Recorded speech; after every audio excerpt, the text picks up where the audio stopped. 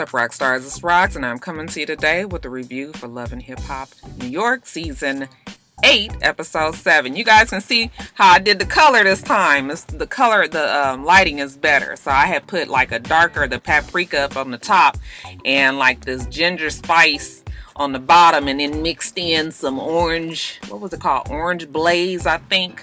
So like all of them 3 colors, you can actually see them right now. I'm proud of my little job that I did. Anyway, you guys, the review, let's get to it, shall we?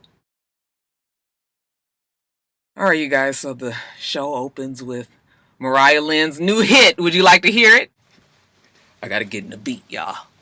Gucci store, new Chanel, all of these expensive things, my yellow boots, new Celine, all of these expensive things, rent it down, rent it up on all of these expensive things, Ferrari coupe, Lamborghini, 3 more primo Bentley bitches, rent up the tab, rent up the tab, rent up. That's her new hit.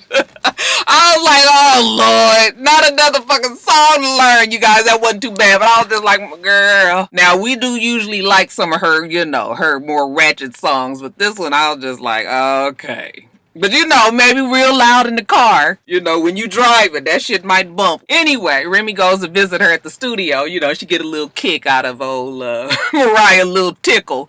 Supposedly they work in the same studio sometimes, and even though they're always so busy, Remy took a special time out of her calendar. Mona called her and was like, get on down there and talk to that child. So, Mariah's real happy to see her. She says that it's always been a dream of hers to work with Remy, and Remy was like, really? And she was just like, yeah. And she was just like, well, you know what? I got a little time. I can lay down something today. Mariah's real happy. I like the fact that Remy was trying to give her some, just give her some good advice. Girl, I know you want this whole hood ratchet, white girl gone bad thing that you've been using for these past couple of years, but I look at you and that's not really what I see. Okay, girl, you could switch it up, glam it up, be that pristine, kind of like, bitch, you can't touch me type. We don't see those types now, and we don't. So actually, that would be a cool spin. I don't really know how much we would buy it with Mariah, but, a lot of times it's all just image and just believe in the image, and honey, we go on and believe it with you. So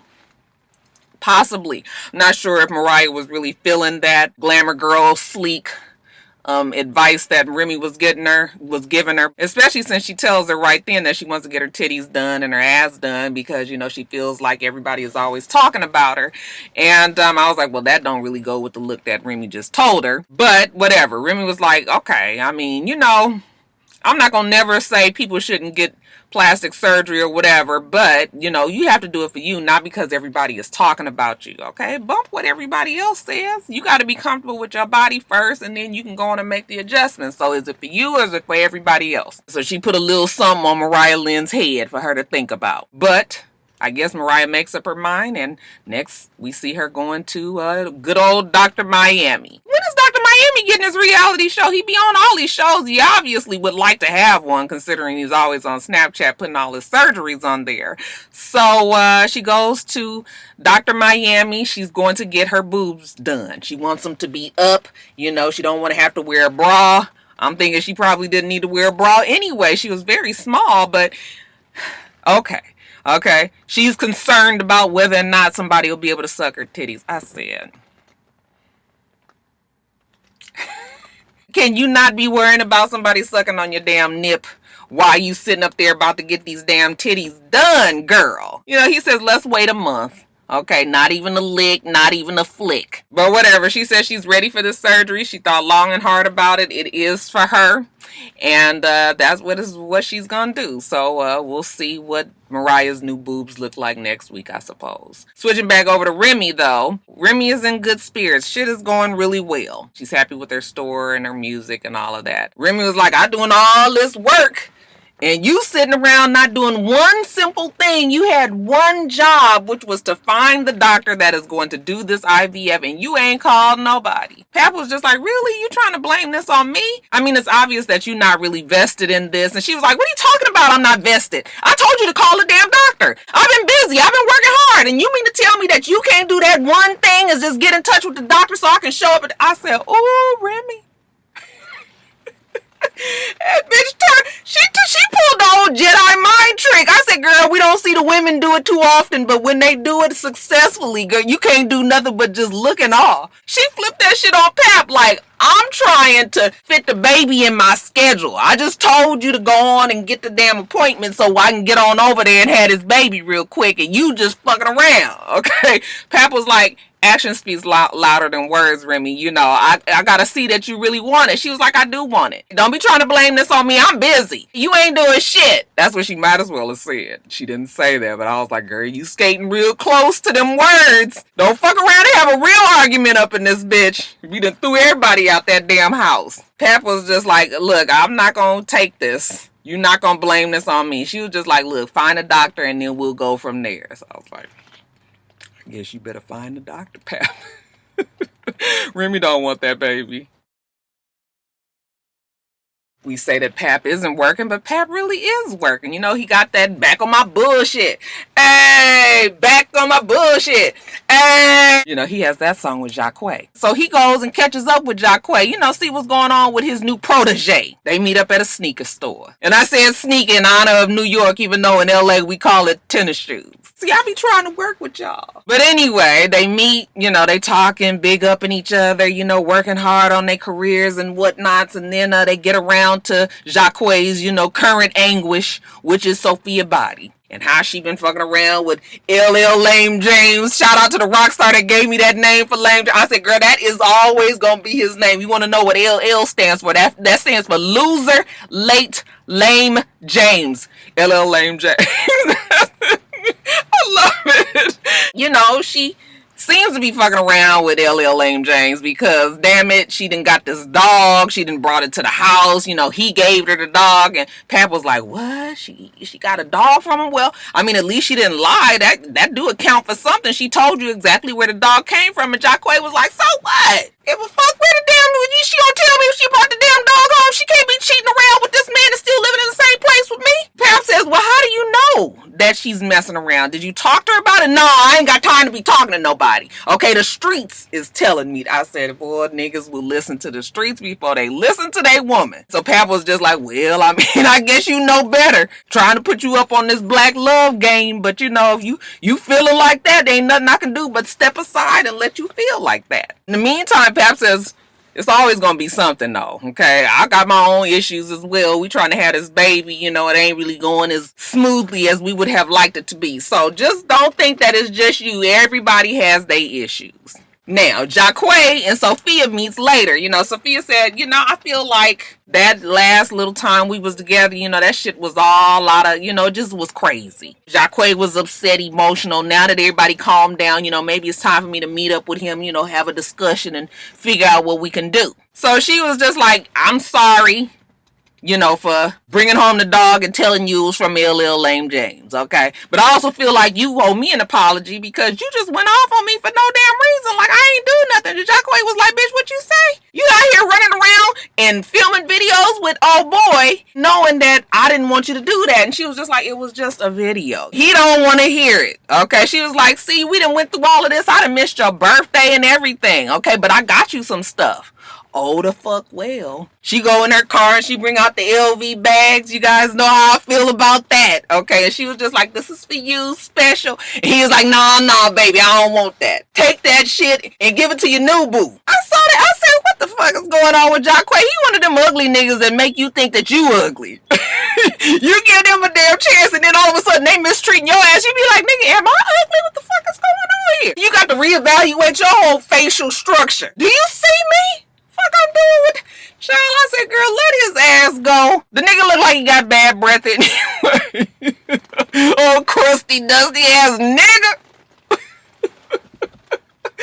Now, I done put Jacquay all on the roasting block. And I'm going to tell you why I'm sick of Sophia. Because she one of them dumb girls that will go from one nigga to the next in the drop of a hat like that. So all of a sudden she show up with little old Fluffy at LL Lame James's place. Okay, talk about her damn dog is dying. That dog was breathing, jumping around, looking like he was happy with life. I said, motherfucker ain't gonna die. Y'all couldn't give him some Benadryl or something so he can look like he about to pass. And damn dog just like... And shit wrong with that dog. Okay, but anyway, she's like, please help me with my dog. He's dying. LL Lame James, he's just like, oh, Lame James be able to fix it for you. You come on over here and I'll take care of the dog. She was like, well, I might have to stay longer because Jacquay put me out. And he was like, what? He put a fine lady like you. I'll see LL Lame James with them one of them niggas that always want to talk about themselves in the damn third person. Them the ones you really can't trust. Okay, LL Lame James gonna take care of you and the dog. Y'all move in here and whatever you need, as long as you need to be here, I'm gonna be here for you. Okay, Sophia looked like she got so much to think about. Girl, go on, move in shit. In the meantime, Jacquay goes over to DJ Excited Self's, Creep Squad cave. He gonna meet up with Richie D and Snoop. I am so disappointed in Snoop's role on this show this season. I mean, she has absolutely no storyline. Nothing but 2 or 3 lines here. I was just like, why did they even give her a permanent, like a main character? I was just like, what is going on? I don't even take the time to be trying to listen to what Snoop say because it is just irrelevant. It don't matter. Okay, but anyway, the new and approved Creep Squad come to order. Hear ye. We got DJ Excited Self. Okay, Chief Executive fuck nigga. We got the ho head of ho operations, Richie Dollars. We got Snoop. And then we got Jacquay. What is the distress call? Well, Jacquay get to telling them about Sophia Body and how she fooling around with LL Lame James and how the streets told him this and the streets told him that. And they was like, what? Like that? But he say he done with her and I said, whatever, Mona. Are you just gonna keep on trying to hoist this damn fake ass relationship on us? Jacquay wish he could get a Sophia Body. I said, okay, Mona, bitch, we ain't buying it. But if you want us to act like we are, then I guess that's what we doing today. Guy Safari says that it's been really hard trying to get over the death of his uncle. His uncle was like the patriarch of the family. It's like a father is gone. Especially hard for his mother because that is her brother, I'm supposing. So yeah, they're having a hard time. He's sort of down in the dumps. Excited Self goes and tries to be supportive, all right? Meets him at the basketball courts, I believe, and Safari's just telling him how difficult it's been for the family. Self was like, yeah, I don't know if I've ever told you this, but my mom passed about 10 years ago. And it was really difficult for me as well. But one thing I did learn is that, they want you to go on. Life does go on. One thing that has helped me, though, is whenever I go through things, it's good to put it in the music. Okay, whatever your emotions are, your frustrations, your struggles, put that in the music. And, you can feel a little bit better. And so Safari was just like, you know what, you're right. So then we see Safari working at a showcase. Of course, that's what they do best. This is one of the better showcases on Love and Hip Hop. I said, Mona packed that damn house, didn't she? Safari is performing. He has Excited Self there to introduce him. That's his homeboy or whatever. And Safari gets up there and does whatever Safari does, blah! Let me not upset my Jamaicans. Y'all know you're my Jamaican rock stars. Y'all know I love you. But Safari was Safari, his rap, his no shirt. It was a song about paradise. It was nice enough. And he dedicated to his uncle. And maybe Safari will heal from that. Now, speaking of the ho-ho, he don't know what he gonna do with old Anais. He like hanging with her. She is wild, okay? She brings out that other side in him, that younger side that is so fucking far away. I said, Richie Dollars, if you don't look like you 58 years old, I know something. He looks bad. And I'm not really even trying to make fun of Richie right now. He looks ill. I know he has diabetes. And maybe they're still trying to, calibrate on the medications. And, it takes some time for you to figure some shit out. Once you find out that you have it, you have been sick for some time. But I'm just like, he looks so much older even than Peter Guns. Child, it's crazy. Anyway, he with his girl Anais and her phone is ringing off the hook. He a little jealous. She was like, nigga, I am married. Oh, you remember that, Anais? Oh, okay, good. Because, child, you act like you're not. He was just like, well, let's talk about this whole married thing. Why is it that he kind of think that he married, but you act like you not? And she was just like, well, it is what it is. What you gonna do about it? Like, if I wasn't with him, we gonna be together? Richie ain't really trying to put no answer to that. Now, he just having fun. He didn't know he was gonna get tied down to her crazy ass. Okay, then she asked him, what would you do if my man came around and, he want to beat your ass? Because the nigga looked like he got it in him. Okay, and Richie was like, well, we'll cross that bridge when we get to it. I said, Anais has probably been like this all her life. The husband is probably used to it, so he probably would give her a pass. But Richie, especially with you being sickly, nigga, you think you want to be out there fucking around fighting with old, look-alike from 2 Live Crew? Anais say that she really, she really feeling Richie. Richie make her feel things in a whole bunch of other places. I said, girl, that ain't nothing but worms. Old ass motherfucker. But at least she's truthful with herself, okay? She ain't that hoe over there, she that hoe over here. And she don't know what she gonna do with Richie either. Now, later on, we see her in the car with her manager, Navarro. Navarro pick her up because, they got to talk to her videographer and director and everything. And then after that, Navarro's getting a building dedicated to him. So she's in the car with him, and Navarro was talking about his girl Ashley and how Ashley ain't really pulling her weight. She ain't doing nothing, and he's tired of it, and she was like, well, I was wondering what was going on because I be calling her and everything. She don't answer the phone. Maybe she working hard with her sister, and that's cool if that's what she want to do, but she can't be ignoring me as well. So both Anais and Navarro, neither one of them really know what's going on with Ashley. Now later on, Navarro is at his office, and Ashley's sister, what's her name, Aisha, I think that's her name, she shows up. Beautiful girl. He's just like, hey girl, what you doing here? And she's just like, this is not a, this ain't no social visit. I need you to fire Ashley. He was like, what? I can't fire wifey? That's my girlfriend. I said, I told y'all they wasn't married. Okay? This nigga calling her wifey and all of that, and you...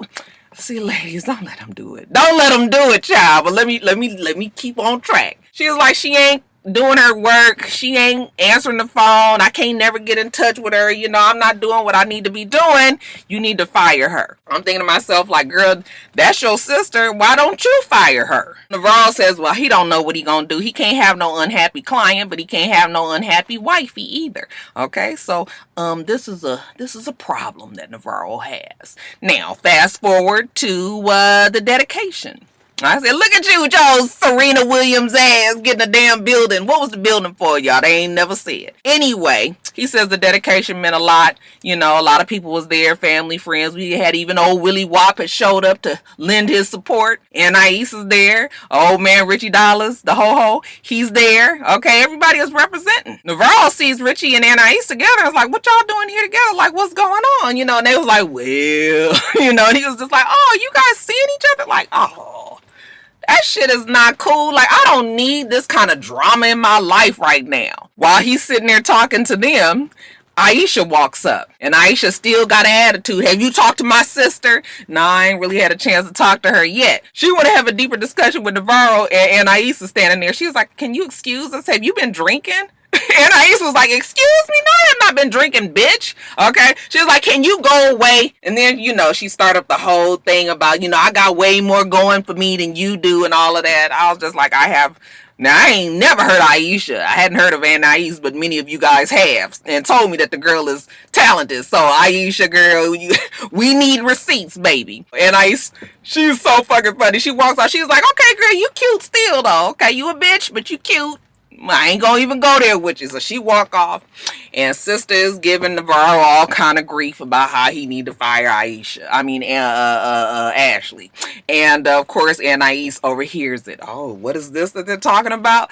Then, as if on cue, Mona sends out Ashley, and Ashley says, what's going on here? And Anais walks back up and says, girl, they want to fire you.